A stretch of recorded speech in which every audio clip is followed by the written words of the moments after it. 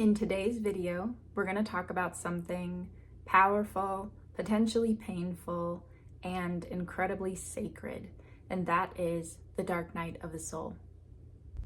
Hi, my name is Shasta May Hernandez, they, them, their pronouns, and I am your non-binary spirit guide.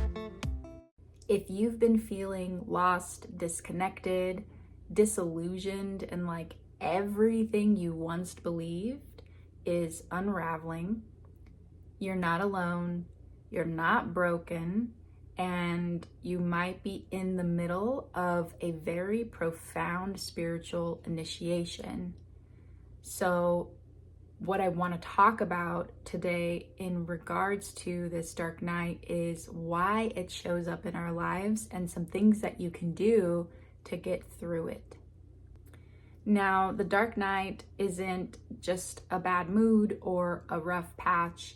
It is it is a full identity unraveling. So this is something that some people might call an ego death.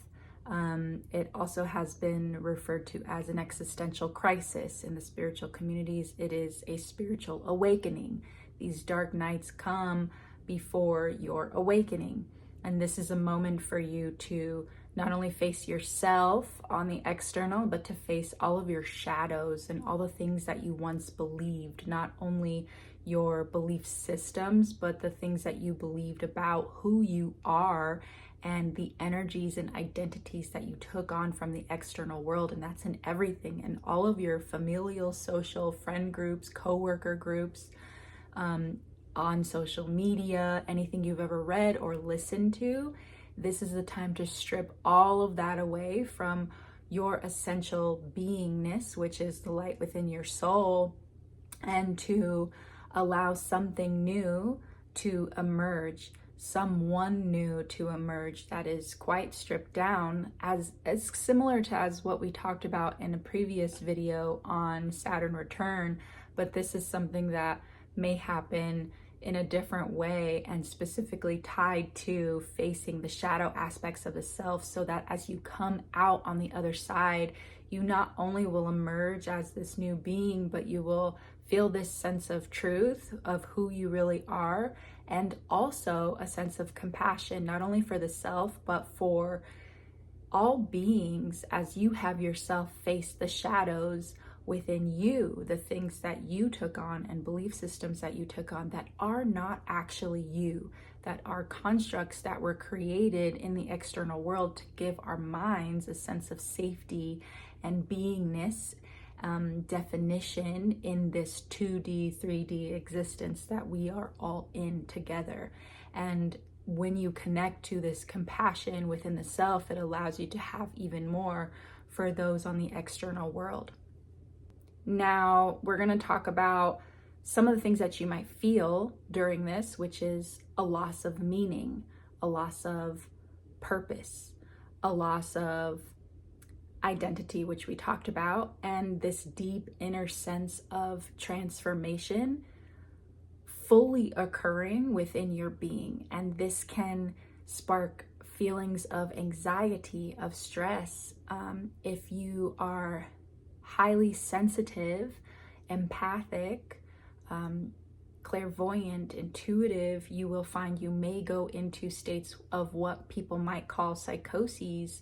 You may find yourself completely feeling lost, not only within the self, but in the external world, not really having a sense of belonging or grounding. And so as we move into the tips and tools, pay attention to what things might help bring you down into this world, to bring all of the information that you are gathering during this time, because while your identity is completely collapsing, if you are highly sensitive and intuitive, clairvoyant, whatever word you want to use, empathic, you're also a channel from this realm to the divine, and so you will be channeling information in that same time frame. And so it's important for you to really ground into this now, into your body, and we'll talk more further about that. And there are some things that you can do. So I wanted to just touch on the feelings because they are normal for the dark night of the soul. They are okay, and they will pass. They are feelings, they are emotions. Those are not really who you are. You are light. And so know that it will pass. Some other things that this can look like on the external in your life can be like the loss of a relationship or a job that no longer defined you. It can even be a loss of a belief system. You may no longer resonate with the spiritual practices that once gave you comfort, which can feel quite unnerving, especially if you have created a spiritual routine for yourself or ritual that you have that you follow daily and it is not serving anymore. And so you must take time to not only face that, but redefine what will serve the newer version of you, not the one that's in this dark night external existential crises or ego death that you're going through at that moment, but just staying present with what's going on and knowing that something new will emerge on the other side as you do as well.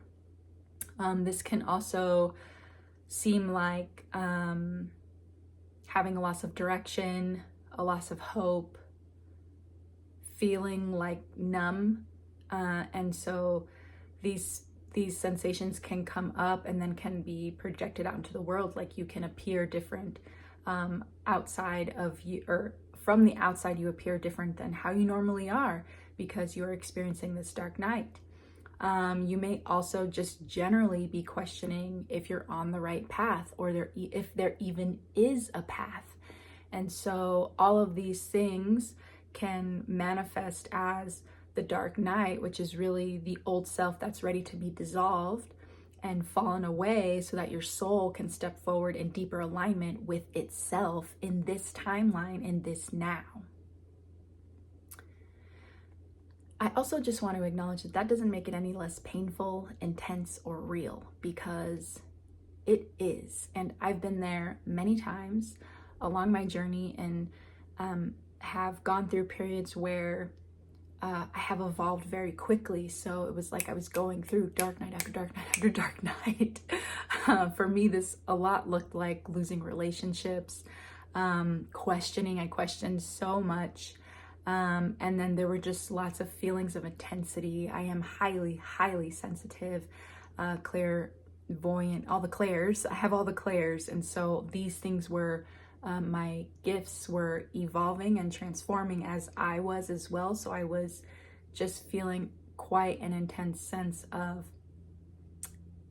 I will say, just dark night in general as I was going through this. So, and I knew what I was going through as I was going through it. And so when I say that knowing all this doesn't necessarily make it less painful or intense, this is really just so that you know that you are not alone in this, and to validate what you are going through, because it is an actual occurrence that you go through, especially if you are on a spiritual path, especially if you are a leader, a teacher, a guide, a healer, a shaman, any of those words or any other word that you want to use to define what it is that you're here to do on this planet, in this timeline.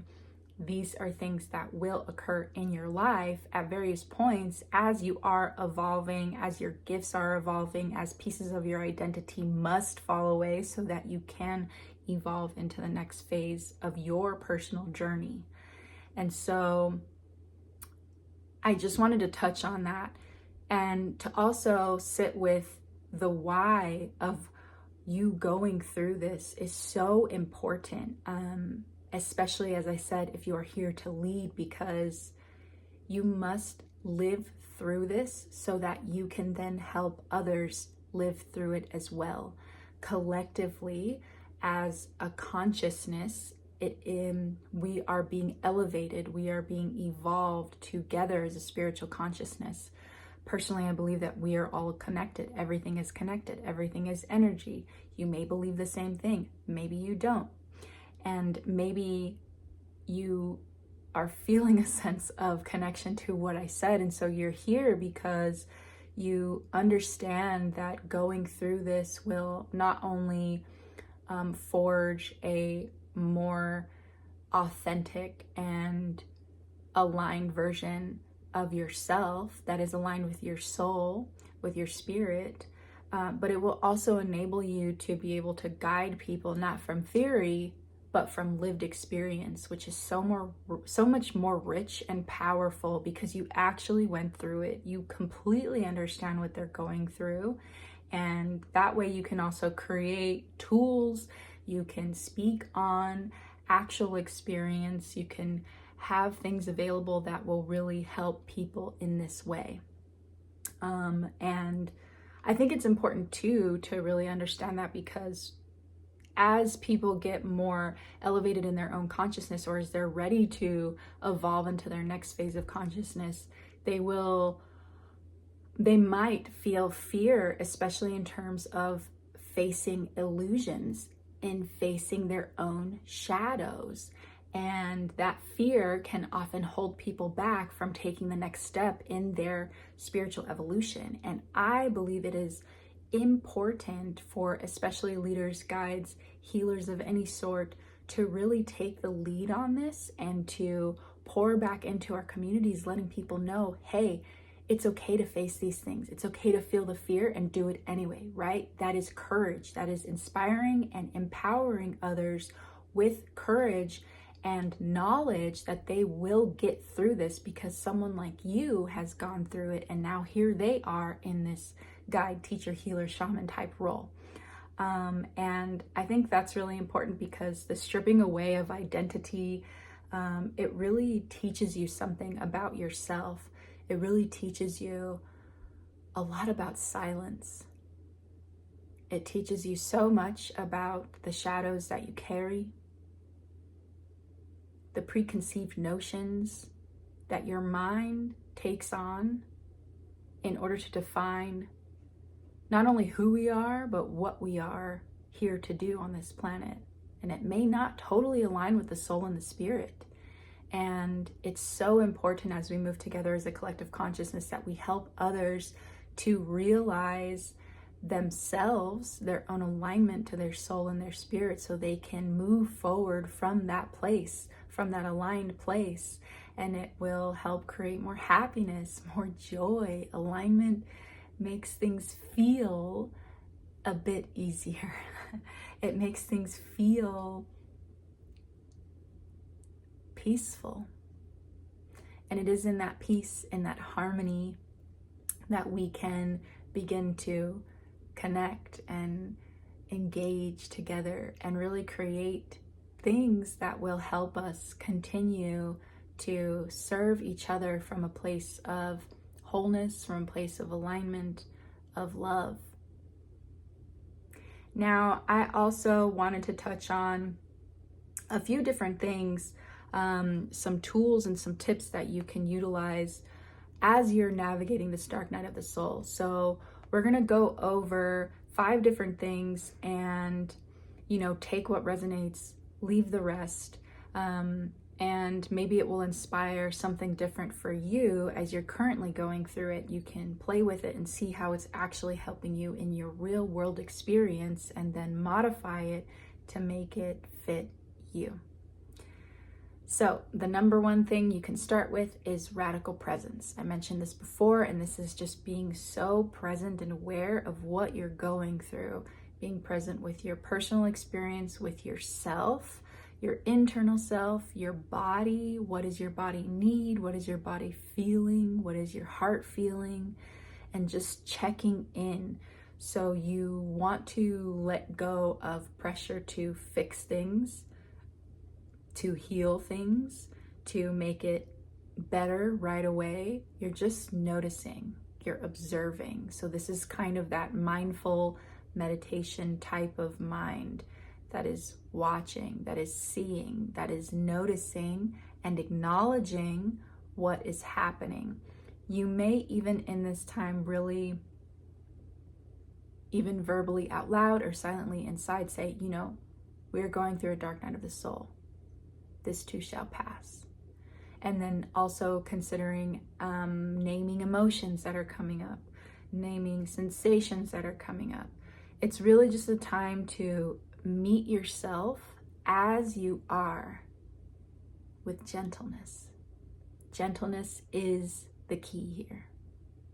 Now, number 2 is soul journaling. So this is where you write from the soul, not the mind. And this can be free writing, right? Just letting the pen fly, whatever's coming off the cuff. But again, really working from the soul, asking the soul what it needs to write. And if you're looking for some prompts, I have a few that I can give you. And the first one is, what parts of you are falling away? The second one is, what truth is trying to emerge through this? And the third one is, if you trusted this process fully, what would you do today? Hopefully those prompts help and will get you going in the right direction if you're feeling blocked here and you want to try journaling as a way through. Now, number 3 is returning to your breath and body. So this kind of plays into some of what I talked about in the first part, which was being present with yourself. But this is more about an embodiment, right? So kind of leaning into any somatic practices that you might know, some easy movement, some loving stretches. You might consider, long, deep stretches with lots of breathing. Yin yoga is really great. You may even think about dancing. This can be really upbeat as well, but just play around, because you also might not want to increase stress or anxiety or anything like that. So things that help you release and let go, but from a place of gentleness, is really important. So fostering that even in the way that you breathe, the way that you move, can be really important. And because you might go through another dark night of the soul in your future, you're really in this time training your body and your mind to enjoy this gentleness, to allow it to be, and to crave moving with ease, to slow down, and that all of that can be okay, even with this inner turmoil, even with this ego death, right? So this is also a time where you might want to think about things like connecting with nature, laying down under the sun and the moon and the stars, right? So really looking to ground into yourself, ground onto this earth, being here and experiencing all of this. It's not a time to escape or to fall or to go away, right? We're not looking to ascend or to get really high here. We're just looking to be. So anything that helps foster that beingness with gentleness and relaxation is so important. Now, the next thing that you can do, even in step 3 or even in the first thing that I offered with being present, is to allow yourself to be witnessed. So this can be you witnessing yourself in something like mirror work. If you haven't done mirror work before, let me know, and that can be another video I can go over in the description box below. Let me know, and I can make that in the future. But this is also a place where you want to think about maybe connecting with a trusted loved one, a soul companion, a spiritual guide, a therapist, a counselor, somebody that can hold space for you without trying to fix and without judgment is really important here, because you also want to feel free to share, to be vulnerable, to let somebody else in. And it's really important that you have a very trusted loved one that you can go to for this, or somebody who is a guide or therapist, is trained in doing this, has done this before, and so knows how to hold this kind of space. And number 5, I kind of touched on this with this last one, but that is reconnecting to symbol and ritual. So this is doing things like, tarot, meditation, ancestral connection, and altar work. These can be combined or they can be separate. This is also where you want to think about, that shadow work, that mirror work, any tools that help you stay here and connect here, that you can use as mirrors for your inner truth and what's going on and not to escape, are the key in this part here. So let me know in the comments below if you feel called to use any of these tools, if you have used any of these tools or tips, and how they have worked for you, maybe how you modified them and made them unique to your own experience. I'd love to know.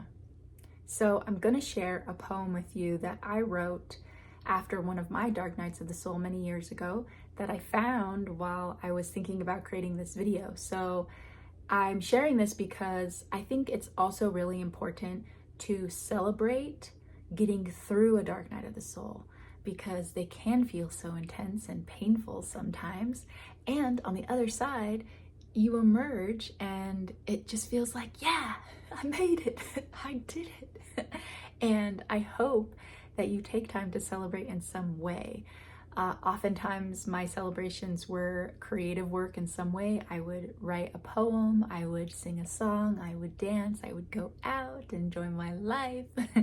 I would get to work on something that I really cared about. Just different things I did to celebrate this moment. I hope you will do the same and find a way to do that, because the dark night always ends. It doesn't last forever. This too shall pass. So stick it out, see it through on the other side, and know that there's something else. So here is my poem. It's called Waking Up, and I'm just gonna read it here. So here we go. I woke up slow and I could feel overnight how much I'd grown. I remember the drive going north on the 5, grateful to be alive, seeing the same places with new eyes. And now I'm here. I've completely changed it up, starting this new life from a very full cup. Experiences from before give me confidence to withstand a bit more. Staying focused no longer feels like such a chore, now easily tapping into the love that rests at my very core. Backed by my ancestors and the strength of the earth, fueled by deep love and all my previous work, building myself up one moment at a time, staying true to my purpose in this grand design. I hope you enjoyed that poem and that this video offered you something that you can take away for yourself, offered you some sense of connection and validation for what you may be going through or you might go through sometime in the future.